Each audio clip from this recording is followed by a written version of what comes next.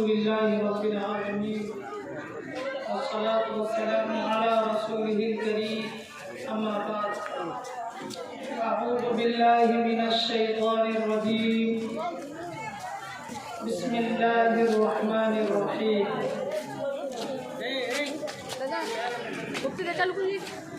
या अय्युहल्लज़ीना आमनू दुखुलू फिस्सिल्मि काफ़्फ़ा वला तत्तबिउ खुतुवातिश शैतान इन्नहु लकुम अदुव्वुम मुबीन।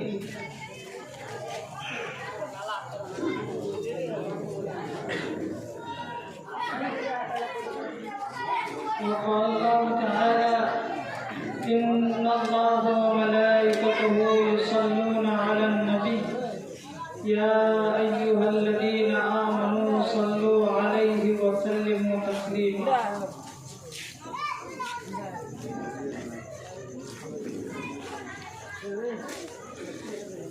सबसे पहले सभी हजरात एक मरतबा दुरूद पाक पढ़ ले। अल्लाहुम्मा सल्लि अला सय्यिदिना मौलाना मुहम्मदिन बारिक वसल्लिम तस्लीमन कसीरन कसीरा। सदक़ल्लाहुल अज़ीम व सदक़ रसूलुहुन नबियुल करीम। मुअज़्ज़ज़ व मुकर्रम उलमाए किराम और स्टेज पर रौनक अफरोज दोस्तों और बुजुर्गों, आप हजरात के सामने मैं थोड़ी देर के लिए सिर्फ टाइम गुजारने के लिए बैठ गया हूँ, इसलिए कि मुकर्रर को आने में थोड़ी सी ताख़ीर है, देर है, बस यूं ही बैठ गया क्योंकि इलाके के हिसाब से, गांव के हिसाब से ये जुबान उर्दू जुबान जेबा नहीं देता। हर एक को समझ में नहीं आती है उर्दू। उर्दू समझ में सबको आएगी, उसके लिए एक शर्त है। क्या है?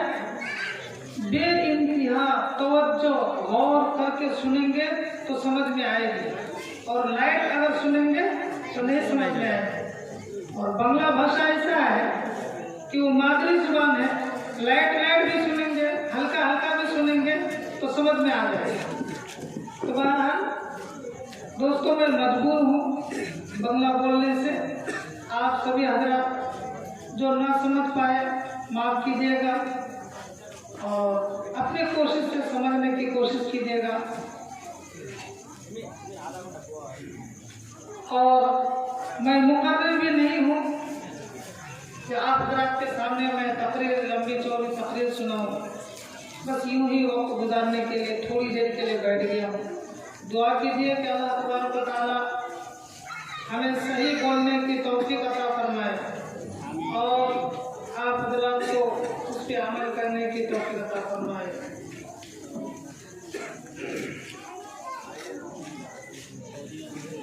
मैंने खुतबा के बाद कुरान मजीद की एक आयत पढ़ी जिसमें अल्लाह तबारक व तआला का इरशाद है कि ऐ ईमान वालों, इस्लाम में, ऐ ईमान वालों, इस्लाम के अंदर पूरे के पूरे दाखिल हो जाओ।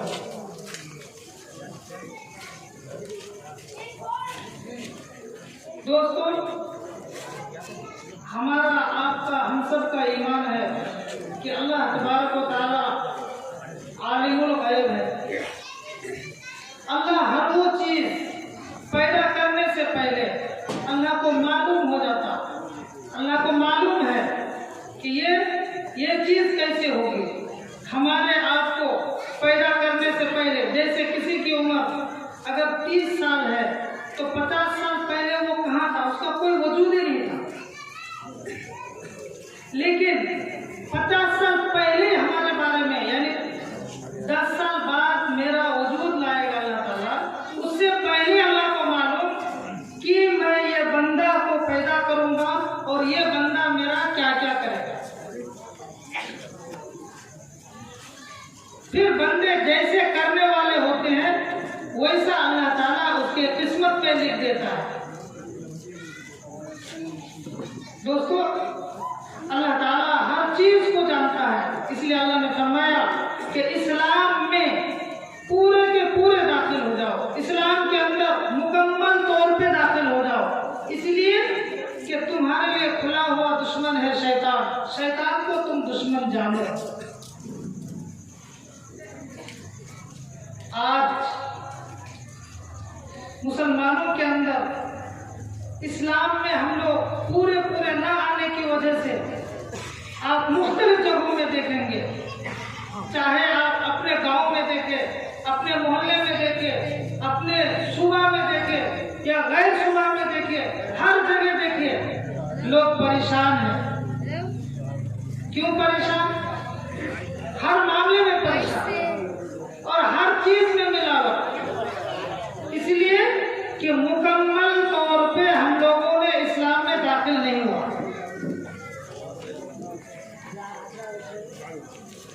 मैं पहले बोला था कि ये बात अगर हमारे इलाके में होती, हरिश्चंद्रपुर थाना में, अगर ऐसे उर्दू में बोलते तो लोग तवज्जो देते, और इधर जो है तवज्जो नहीं देंगे।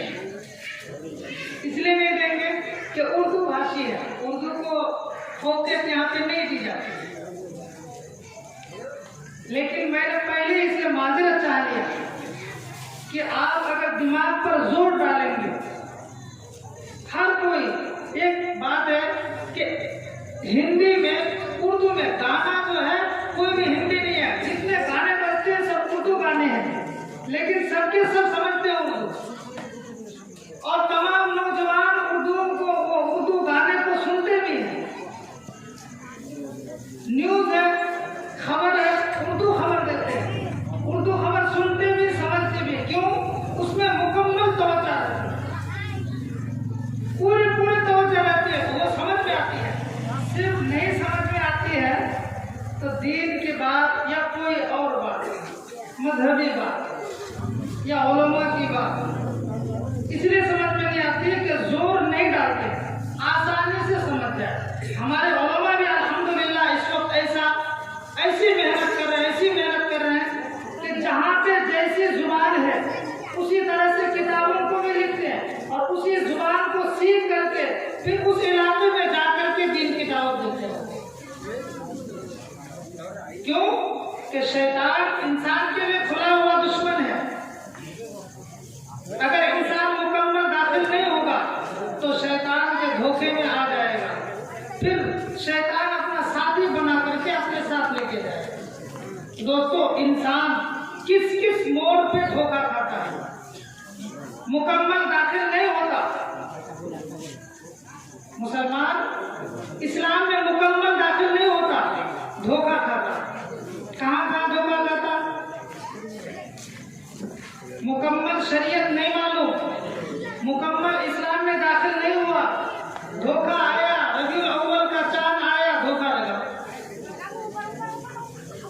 अभी आप लोग के इधर नहीं होता है, 12 वफात है ना, लोग जुलूस भी निकालते हैं, मिलाद भी होता है, बहुत सारी चीजें होती है। अब रबीउल अव्वल आया, धोखा हुआ, मैयत हो गई, वहां पे शैतान धोखा देगा। मुहर्रम का महीना आएगा, उस टाइम शैतान धोखा देगा। रमजान का शबे बारात का टाइम आएगा, उतने टाइम शैतान धोखा देगा, यानी वरगलाएगा।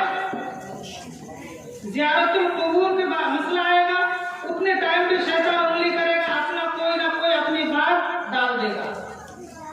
इसलिए शैतान कभी भी ईमान वालों के लिए खैर नहीं चाहता, अच्छा नहीं चाहता।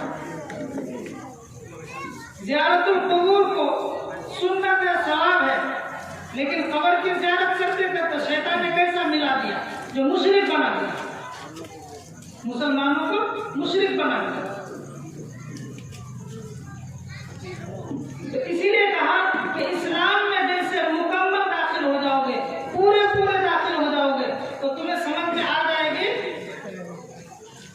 यानी शैतान छोड़ देगा पीछा कि नहीं ये मुकम्मल इस्लाम वाला है, मुकम्मल ये इस मजहब इस्लाम में चलने वाला है, फिर शैतान छोड़ देगा। और ये होगा अमल कैसे? जब तक कि हम अपने उलमाए किराम अहले इल्मों के साथ नहीं रहेंगे, अहले इल्मों से राब्ता नहीं रखेंगे, अल्लाह वालों से राब्ता नहीं रखेंगे, तब तक मेरा मसला हल नहीं हो सकता।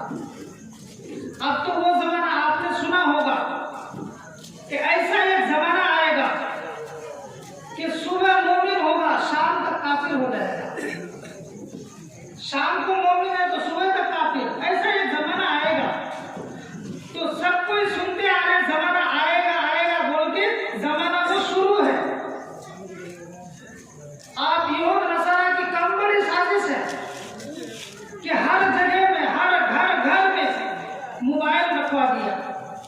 ये मोबाइल के जरिए लोग कितना बड़ा नुकसान हुआ। सबसे बड़ा नुकसान इस्लाम में यह हुआ कि लोगों के अंदर इत्तेफाक खत्म हो गई, लोगों के अंदर अदब तहजीब खत्म हो गई। जो पहले जमाने में लोगों को मसला मालूम करना होता था तो किसी आलिम दीन के पास जाते थे, राब्ता करते थे, फिर मसला पूछते थे, फिर मसला पूछ करके अमल करते थे। और आज क्या आसान हो गया, मोबाइल में मसाला निकाल लो, मौलवी के पास जाने की जरूरत नहीं। अब यहूद नसारा को इतना अच्छा मौका मिला है कि यूट्यूब पे मसाला निकालिए, आपको उसी में इख्तिलाफ में सारा अमल ही बर्बाद कर देगा। पहले ऐसा था, कोई अमल कर रहा, इतना जानता था लोग कि कोई नमाज पढ़ते यहाँ नियत बांधते, मुश्किल बात नहीं है, ये लोग शाफी होंगे, कोई कुछ नहीं बोलते थे, झगड़ता नहीं था, कोई यहाँ नियत बांधते थे, कोई नहीं झगड़ता था, वो लोग हनफी होंगे, ऐसा मसला था। आज यूट्यूब से क्या मसला हो गया, यहाँ हाथ बांधना है ही नहीं। मैं ये एग्जाम्पल बता रहा हूँ, एक मिसाल बता रहा हूँ, मैं किसी का खिलाफ नहीं बोल रहा, है ही नहीं, मसला ही नहीं है। क्या मसला है? यहाँ बांधना मसला हदीस है। अब देखिए फितना शुरू। तो इसी तरह से मोबाइल, यूट्यूब चैनल खोल करके, मोबाइल हो करके यहूद नसारा के 4 लाख चैनल चल रहे हैं। कितने लाख? 4 लाख सिर्फ मुसलमानों के ईमान को बर्बाद करने के लिए। लेकिन आज हम लोग क्या किए, एक आसान समझ लिया है, उलमा से राब्ता तक हो गया और हमारे माहौल में, हमारे मुआशरे में गुमराह होना शुरू हो गया। अब झगड़ा होता है, अमल कुछ नहीं, झगड़ा होता है। रबी अव्वल के महीने में झगड़ा शुरू होगा, नमाज के मसले में झगड़ा। पहले ऐसा नहीं था, ये हुआ कहां से? मोबाइल से। अभी समझ लो कहीं पाकिस्तान आया, पाकिस्तान में रबी अव्वल का महीना आया तो क्या था, 63 मान का जो है केक काटा गया। कहाँ देखा? यूट्यूब में देखा, अरे पाकिस्तान वाले कर सकते, हम नहीं कर सकते। देखिए शरीयत में कैसे मिलावट हो रहा। तो इसी तरह से हर चीज में मिलावट, हर चीज में मिलावट। तो दोस्तों करना क्या है? हमें वही ये काम करना है कि पुराने जमाने का तरीका लाना है। हमें जो है किसी भी आलिम को जो अच्छा समझो, जिस आलिम से आपको आपकी अकीदत है, आपको मोहब्बत हो, वो आलिम हो बाज़ाब्ता, उनसे मसाला पूछ करके काम कीजिए, इंशाअल्लाह कभी भी गुमराह नहीं होंगे। और अगर उलमा से राब्ता ताल्लुकात छोड़ दिया तो गुमराह होने में कोई देर नहीं लगेगा। और सबसे बड़ा मसला तो ये है, मुझे किसी साहब ने कहा, और ये इलाके में मैं देखता भी हूँ, क्योंकि मुसीबपुर में मेरे साथी भी कई मरतबा आना भी हुआ। ये बड़ा ही मसला है कि नौमोजा में जो है ना सारे लोग जमाती होते हैं, है ना, तबलीग जमात। बाहर के लोग कहते हैं ये लोग देवबंदी हैं। मालूम नहीं हम लोग देवबंदी है क्या, हमको मालूम है, हम लोग मुसलमान हैं, दावत तबलीग का काम करते हैं। अब तबलीग में बहुत सारी चीजें ऐसी है जो लोगों ने अपना लिया, जैसे हजरत मौलाना सैयद ताहिर हुसैन साहब गयावी दामत बरकातहू ने फरमाया कि कोई तो हदीस को ले लिया, कोई कुरान को ले लिया और कोई सुन्नत को ले लिया, सब कोई अपना अपना एक लेवल बना करके चला।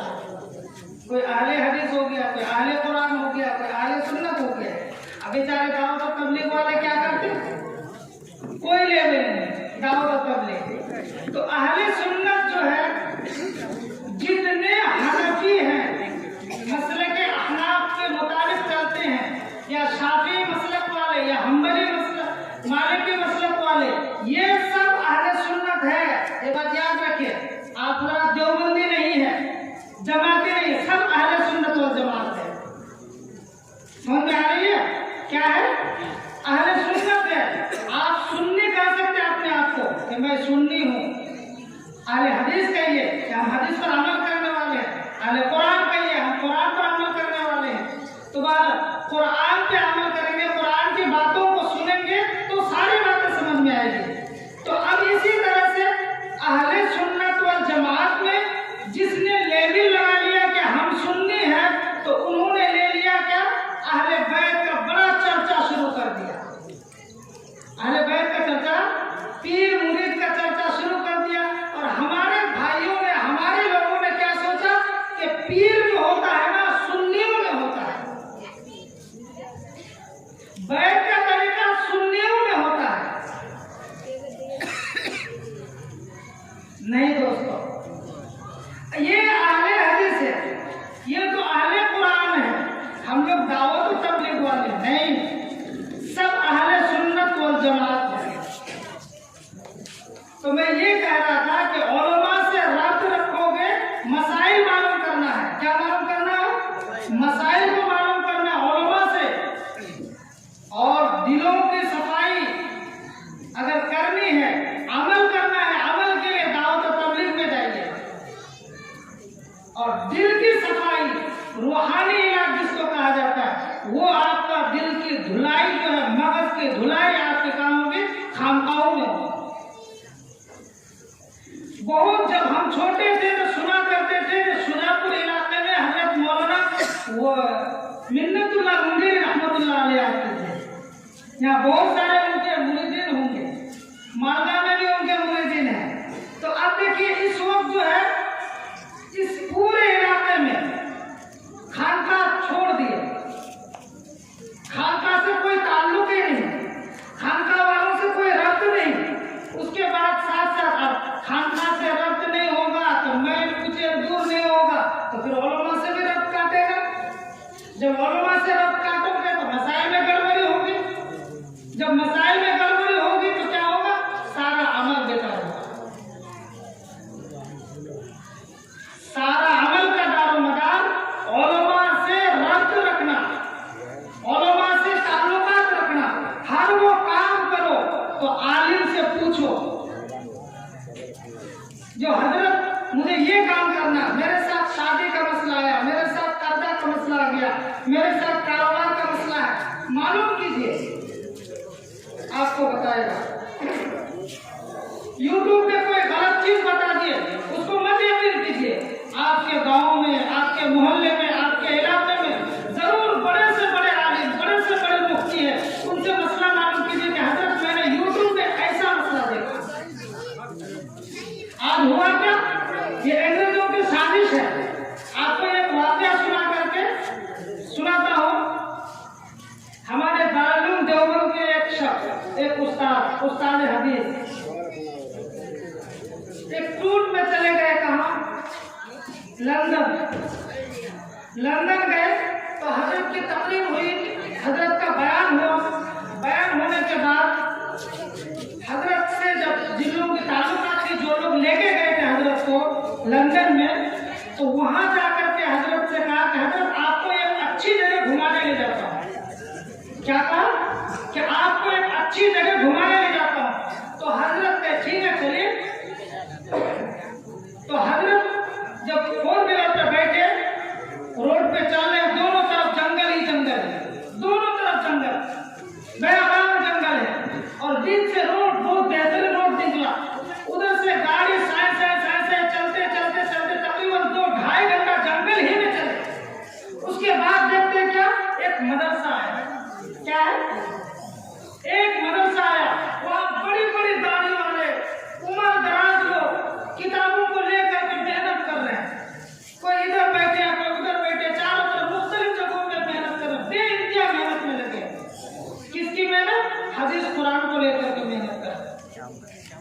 तो हमारे हजरत ने फरमाया कि अल्लाह, क्या तेरी कुदरत है कि तूने जंगल से भी दीन का काम ले रहा है। हजरत खुश हो गए। तो पता चला कि हजरत से पूछे कि हजरत इन लोगों को मालूम है ये लोग कौन साहब है, कौन है? तो बोले ये लोग तो कोई दीनदार है, देखो हदीस कुरान को लेकर के इतनी मेहनत करते हैं तो हमारे इलाके में ऐसी मेहनती बच्चे नहीं होते जैसे यहाँ पे देखा उम्र दराज लोग भी मेहनत कर रहे हैं। तब पता चला, कहने लगे कि हजरत ये लोग मुसलमान नहीं है। क्या कहा? ये लोग मुसलमान नहीं है, ये यहूदी है, यहूदी। तो कहते यहूदी है तो ये कुरान और हदीस क्या है, शिक्षा तो पढ़ रहे, काहे को पढ़ रहे, किस वजह से पढ़ रहे? तो कहने लगे कि ये सारी हदीस कुरान को खंगालते हैं, कौन सी ऐसी चीज, कौन सा ऐसा अमल है जो वो अमल मुसलमानों के अंदर जाकर के पैदा कर दो और वो ऊपर से नमाजी भी रहे, रोजेदार भी रहे, गाड़ी वाले भी रहे, टोपी वाले भी रहे, हाजी भी रहे, सब दाई भी रहे, सब कुछ रहे, लेकिन उसका ईमान खोखला। समझ में आ रही बात? सिर्फ इसी वजह से मेहनत कर रहे थे कि हदीस कुरान को देख करके, खंगाल करके, तो कौन सी ऐसी चीज है जिसको मुसलमानों के अंदर पैदा कर देने से मुसलमान का ईमान खोखला हो जाएगा। अब नहीं मानते, आप देख लीजिए मिसाल के तौर पर, ये सच है क्या कि हर मुसलमानों का ईमान क्या, ला इलाहा इल्लल्लाहु मुहम्मद रसूलुल्लाह सल्लल्लाहु अलैहि वसल्लम।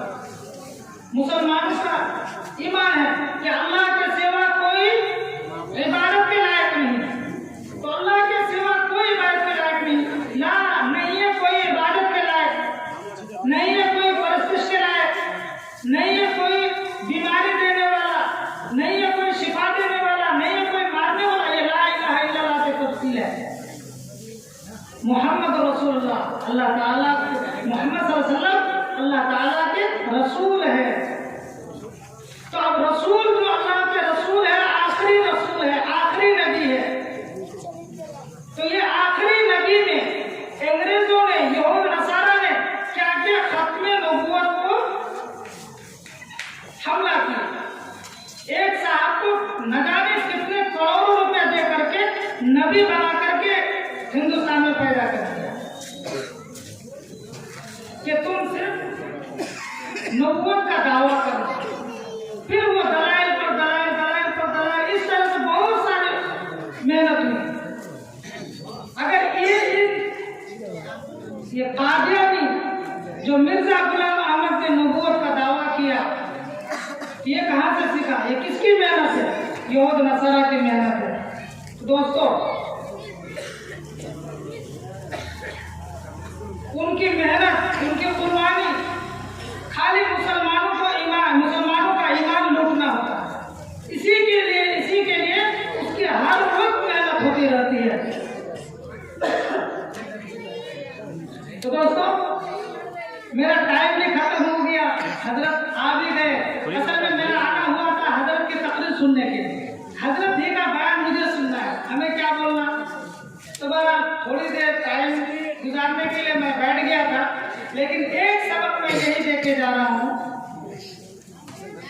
कि कोई भी मसले में यूट्यूब को देख करके, कोई चैनल को देख करके, बगैर किसी आलिम से तहकीक करके हरगिज़ ना अमल करें। मेरे लिए रहबर मोबाइल नहीं है। अल्लाह ताला ने मेरे लिए बहुत बड़ा एहसान किया कि अल्लाह ताला ने उम्मत मोहम्मदिया के अंदर आलिम बनाया, हाफिज बनाया, कारी बनाया, मुफस्सिर बनाया, मुहद्दिस बनाया। हर चीज आपको आलिम के पास मिलेगा। और यूट्यूब, यहूद नसारा की साजिश, सबसे पहले साजिश यही है, पहले मेहनत यही है कि उलमा से मुसलमान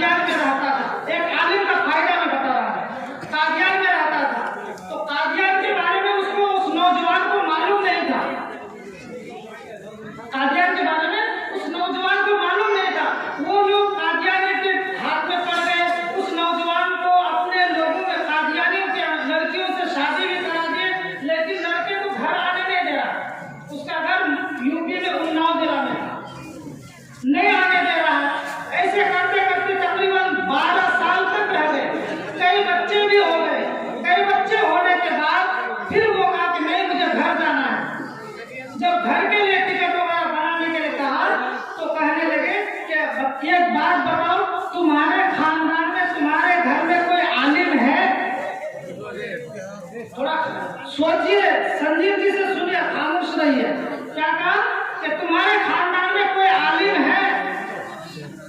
वो लोग ऑलरेडी तैयार हो गया था कि ये पूरा फैमिली के साथ 10-15 दिन के लिए जाएगा अपने गांव, अपने घर में, और जाकर के फिर वापस आएगा। लेकिन ये पहले पूछने लगे कि क्या तुम्हारे गांव में, तुम्हारे घर में कोई आलिम है?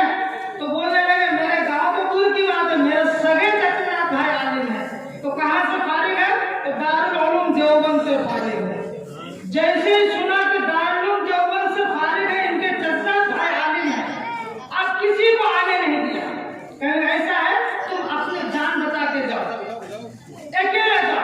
पूरा फैमिली को छोड़ करके अकेले आए, और आने के बाद तब अपने भाई से पूछा वो आलिम साहब से कि मौलाना साहब मैंने 12 साल वहाँ पूजा किया, मेरे इतने बच्चे हैं। वो लोग जैसे ही पूछा कि हमारे ये तुम्हारे घर में कोई आलिम है, तो मैंने बोला मेरे चचेरा भाई आलिम है। जैसे सुना वैसे अब किसी को आने नहीं दिया। तो फिर मौलाना थे अल्हम्दुलिल्लाह, तो कहले क्या तुम ऐसा ऐसा ईमान लाए थे? बोले हाँ ऐसा ऐसा लाए थे। फौरन मौलाना ने तौबा कराया, दोबारा ईमान लाया। तो समझ में आ गई होगी ना कि एक आलिम रहने से कितना बड़ा फायदा है। हर फिरकाए बातिला को डर रहता है सिर्फ आलिम से।